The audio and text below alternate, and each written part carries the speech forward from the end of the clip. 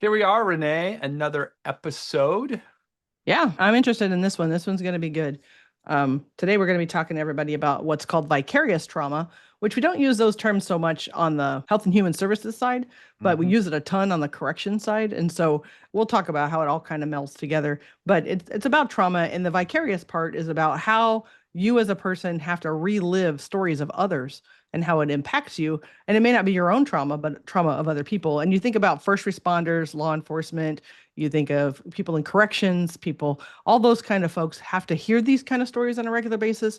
And today, many, many, many people do too, because they just watch the news nonstop of all the traumatic events from all over the world that they weren't personally involved in, but have traumatic responses to. And so this is a really important conversation. But before we dive into this, hey, Jason, what is going on the farm this week in October? I forgot to write something down, Renee, so I'm just going to come Uh-oh. up with something here. It's harvest, harvest, harvest. Yeah. I still having issues with that stinking souk up grain bin monitor. My a Oh. Windows update ran in the background at some point and knocked me offline again. And so I'm having network problems. So when my grain bin isn't connected to the network, I can't see it on the app and I can't see what my Uh-oh. corn's doing drying when I'm at home. And I know this is a first world farmer problem, Renee, because Yeah. my So do my we have the thing at the bottom fixed so that the corn doesn't get stuck this year, you hope? The thing Well, that we was hope your so. problem Yeah, well, last year? we made sure to overdry the bottom part this year, so there won't be any. And we're running the dryers more than we did. There was an issue with a little bit of rotten corn in the center Right. column that plugged up the But sump, and then we had to. It was a whole thing. So maybe we're not very good at this whole grain management thing. That could be part of it.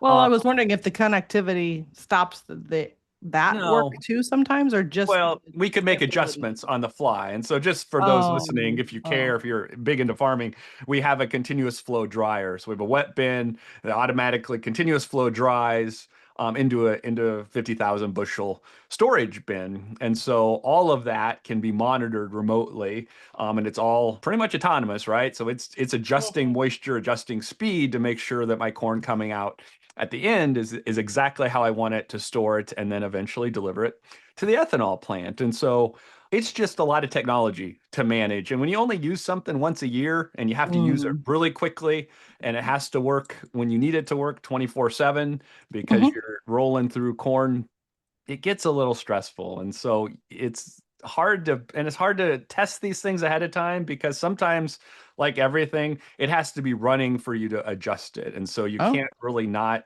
so it all has to be done on the fly. And so that's my rant for today is technology on the farm can be a challenge. And I still have updates running on my combine. I started up, it says you need to run an update. And then I have to drive over, so it's on the Wi-Fi network because I don't have cell service connected. I don't have the SIM cards on everything because that gets expensive too. It's so it's exhausting, Renee, to be a farmer in 2025 and have to yeah. maintain. I spend more time on tech IT issues than I do mechanical issues. Yeah. See, this is what happens when he doesn't write anything down, everyone. We get the actual real farmer rant of the day, which is kind of fun. It was real. That It is is real. all I know real. it's real. I know it's real. All right. So I recently listened to our interview when we had Kayla Anderson, and it was talking Yeah. about how his Google image isn't updated and that still bothers him. So this is all of this equipment that needs to be on the Google image. It's just not there. And so everybody, we know one day we're going to get a new picture and we're going to talk all about it on this pod when we get it. I'm very excited. I All right. look regularly for my I know you new do. I know you satellite do. And you're image going to of the give me the farm update, and we'll be very to be excited to chat about updated. it. I'm very excited when it happens. All right. So let's talk about traumatic stress. And we talk about it called traumatic stress on the HHS side most of the time because we think about trauma and we're thinking about individuals with trauma. And a lot of times we think about it as the therapist trying to help somebody with their personal trauma. But this is secondary trauma. But the world we live in today, Jason, I mean, tell me if I'm crazy, but I can now know that there's going to be, what was it this week? A typhoon in the Philippines where I sponsor a little child with Compassion International, but I Mhm. would never know about a typhoon in the Philippines, but I know it now. And if I'm not careful, I can be very upset about something that's literally across the world from me and take on my emotions and feelings and thoughts and trauma of a situation that impacts me nothing. And so, are you seeing more of that as we're more connected today? Where are we going with this whole Well, traumatic thing? let's just be honest. We're bombarded with information overload. And for the most part, it's negative, right? And Yeah. so, I think about the trauma like we're experiencing right now with trade deficits and everything. I can't Mhm. sell crops, and it's Mhm. doom and gloom Mhm. everywhere I turn. And so it's not just the horrible things happening in the world, but it's kind of all of the things that we're constantly bombarded with. Mhm. And so I think that that leads to, we kind of talk about the intersection of vicarious trauma, that secondary traumatization. And it's not the same as burnout, but it does lead to burnout, right? If we're Yeah. constantly just trying to catch up. And I think this is why all of those things intersect. And it's important that we talk about it and put words to it, especially in our workplace.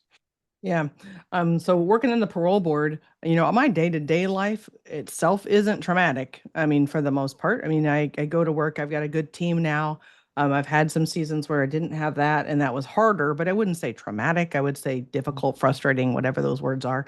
But the stories every single day of my job are not good. I mean, they're just not good because people are in prison and they've done horrible things. And sometimes it was a choice they made, and sometimes they were a really sick person through their addiction and their mental health or whatever, and they still did really horrible things. So then for me, I feel that on two levels. I feel sad and angry for the person that didn't get the treatment they needed, that are now incarcerated, and they may still not be getting the treatment they need, which is part of my frustration. And then I feel sad again and angry, frustrated from what they did.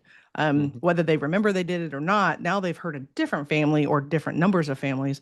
And so there's this multiple level of trauma. So if you're not careful, within a couple of days, you could just be buried by the stories, by the amount. And I know this is true for our people that are in hospitals and in clinics and then the counseling rooms and whatever. So when we're thinking today about this topic, Jason, how do we as a group of helpers, of people who are walking toward this mess, we will go toward people that are hurting.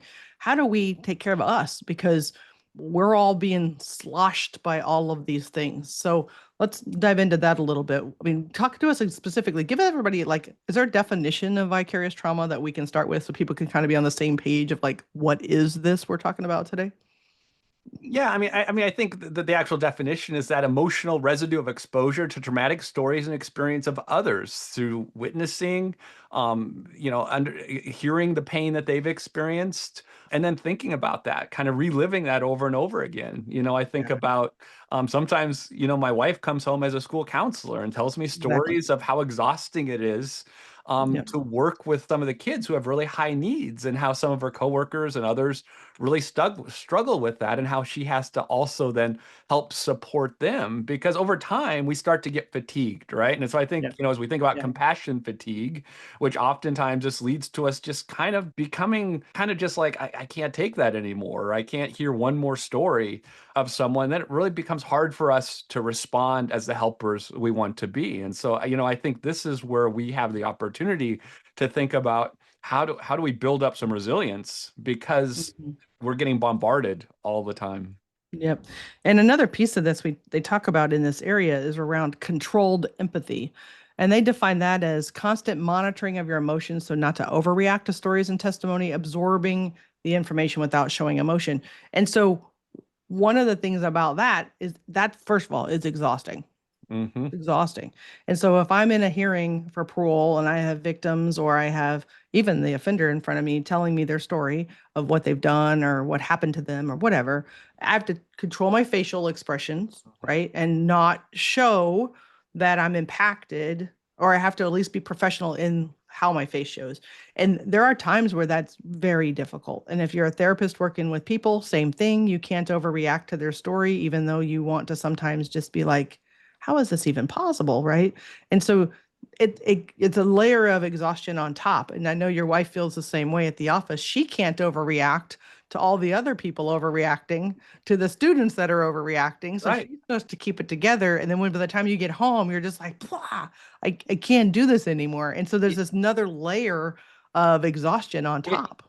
it takes me back to my mobile crisis days when I used to work hand in hand with law enforcement and go out and sit with people who were experiencing their worst day. And sometimes you'd be sitting with someone who is actively psychotic and would tell you the most bizarre thing ever. And you're there, you have to keep everyone in a cool, calm, collect way, because people guide off of how you respond to things. And sometimes you're using all of your energy just to be there with that person in that moment. And I remember sometimes, leaving the scene of a situation or going back to the office and just laughing hysterically. Not that the situation was funny, but because there was no other way to outlet that emotion of because you experience something that probably most people are never going to experience, or you've seen things that most people are never going to see.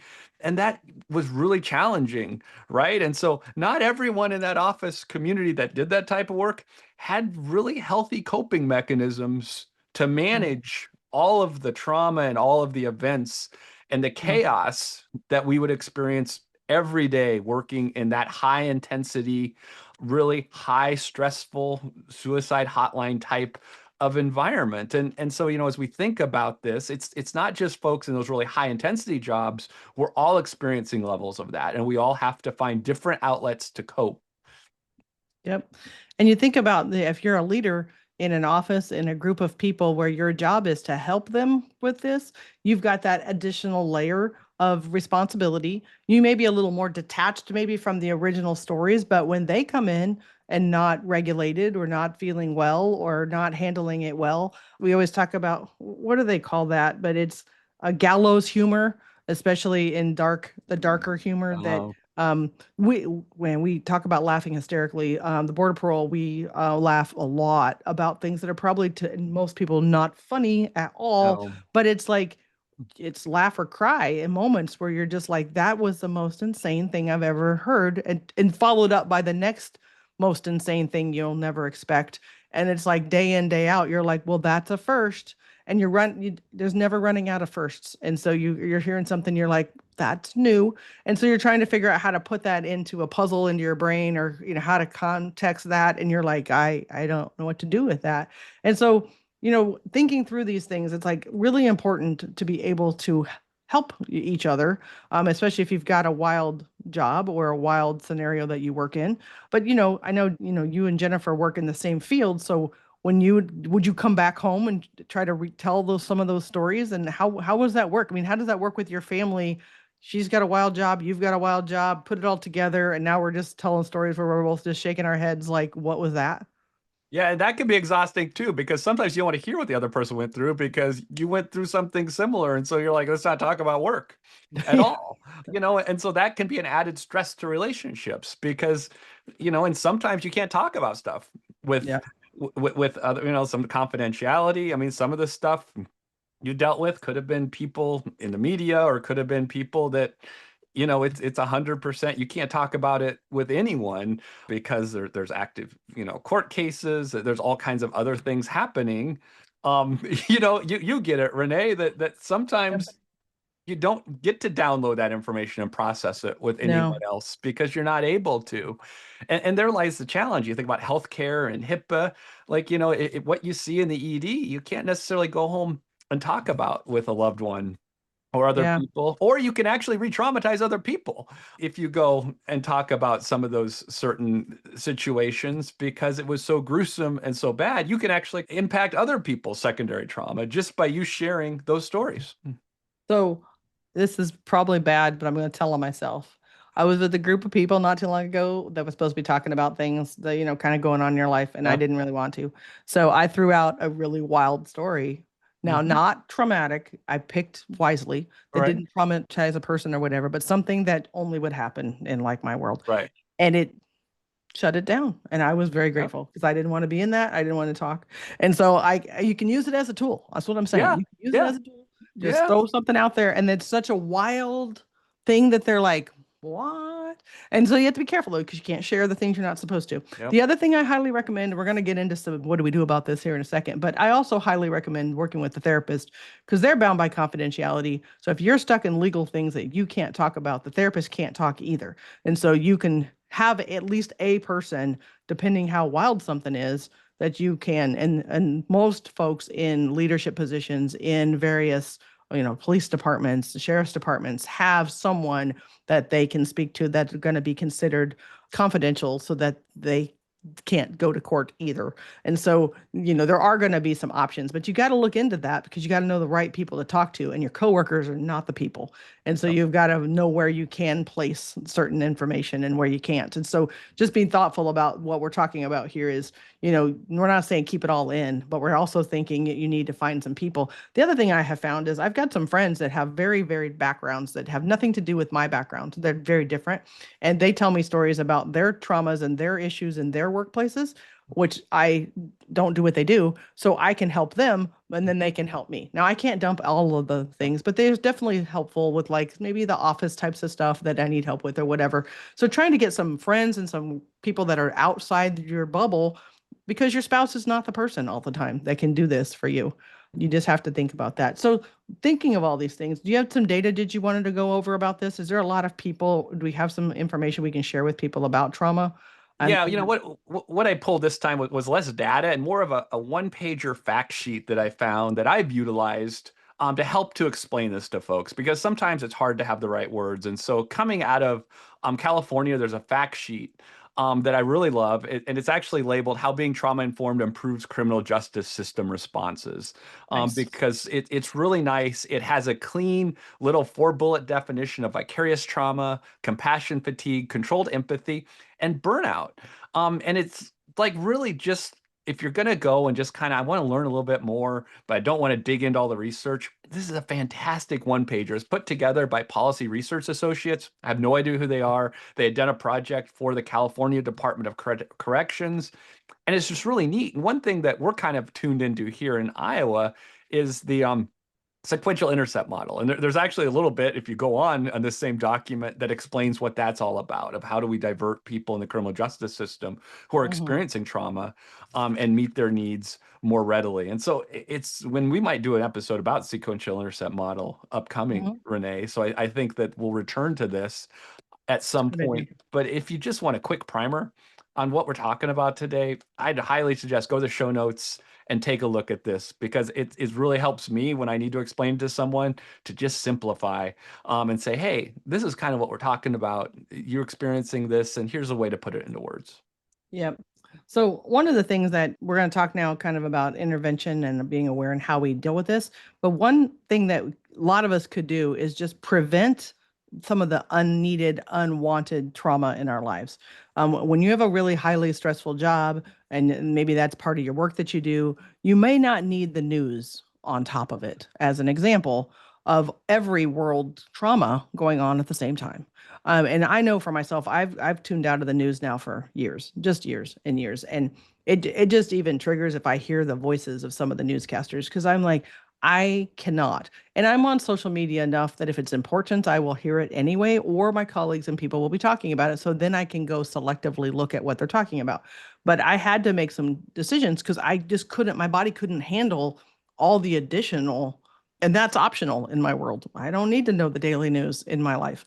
And Yeah. so I had chosen that as a protective factor for me. Now, we're going to talk now about, well, what happens when you have it anyway and the vicarious traumas come your way, maybe because of whatever life circumstances you had no chance to avoid.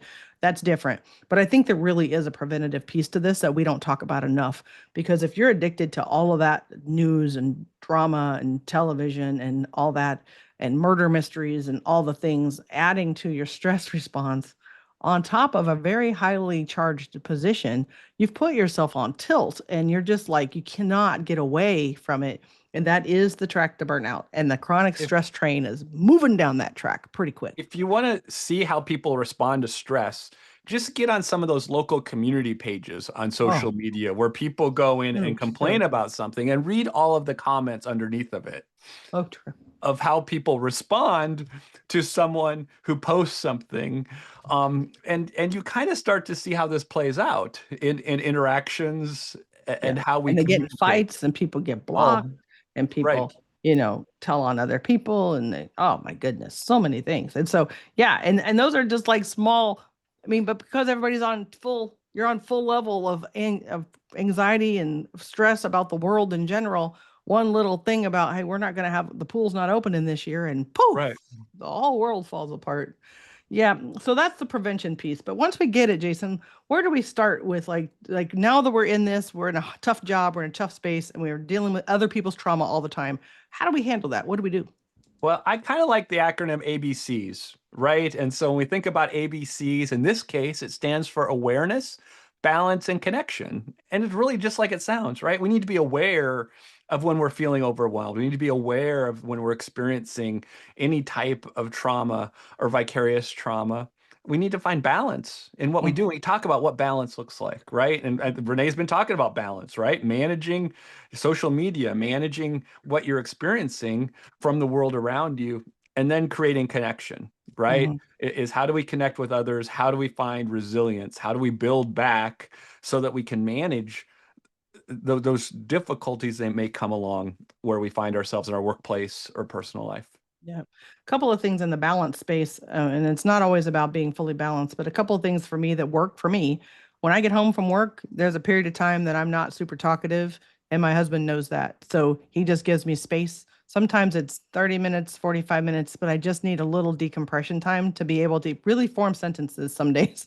Hmm. And my brain is just like, okay, that was a lot. And I don't want to bring it home. So that part about not talking about work, you got to have a Right. separation so that your brain doesn't do. The other is thinking about like what I eat and what I drink. On the days I'm super amped all by myself, I don't need more caffeine. I may be naturally so over the top that I don't need extra. And so I just have to be thoughtful about that. Is today the day I need more caffeine or not more caffeine, or maybe today I need more sleep. We've talked on a previous episode. One night I got home and I was just completely overwhelmed of it all and just went to bed early because I was like, Yep. all the other choices in my head were not wise. And so I was like, you know what? I think maybe extra sleep will help me today. So, you have to think about what do you need in the moment to help you kind of recover from whatever it is. And you're looking for those chronic stress cues along the way before you hit burnout. We're not talking burnout today. We're talking about the process before that and how do you, just deal with your daily work. So these are some good ideas. So how do we build that resiliency, Jason, that we're talking about here? How do we build it? Well, kind of my favorite one is, do we approach the world in a positive way or not? And I think that, when I'm down and I'm feeling negative, then I think everyone's out to get me. And I've gone through periods of time, over the course of the years where I know I haven't been the greatest person for myself because I was so negative about things. And so Mm, flipping that around and really approaching, what's the good side of this? Recently I went and volunteered at a concert. It was 3 hours away, and I didn't get much sleep. And like, yeah. the shuttle buses weren't on schedule that were supposed to shuttle volunteers back and forth. And it could have been really a negative thing, but I found the positive in it because it was an adventure. It was an experience. And there are so many stories from sitting around at a shuttle stop with a bunch of famous people at 2 Can't go a.m. in the wrong. morning, right? And What's so better than that that? could have been really a negative that, the concert got done at 12:30. I'm still waiting for a shuttle at 1:30, but yet here I am surrounded by all the bands and famous people Right. and just experiencing a moment that I would never experience. And so I took that very positively, right? I didn't Yeah. hardly get any sleep that night. We finally got back to the hotel and then we're up on the road because I had to go combine beans the next day. Mm, It's all about how you approach your mindset. And so I think the yeah. most important thing as we think about awareness, balance, and connection is, what's our mindset? How are we approaching life in general? Is it an adventure?